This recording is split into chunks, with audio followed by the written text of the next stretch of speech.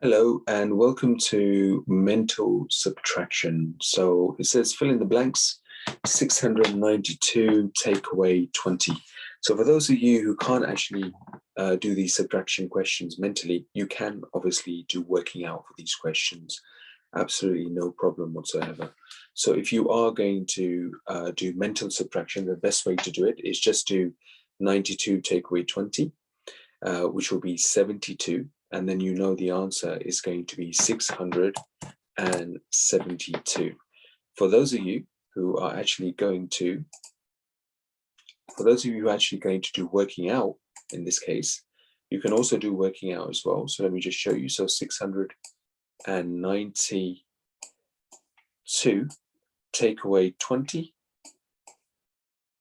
So just lay it out this way. The big number always goes on top.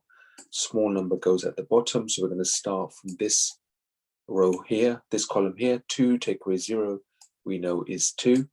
9 take away 2 is 7.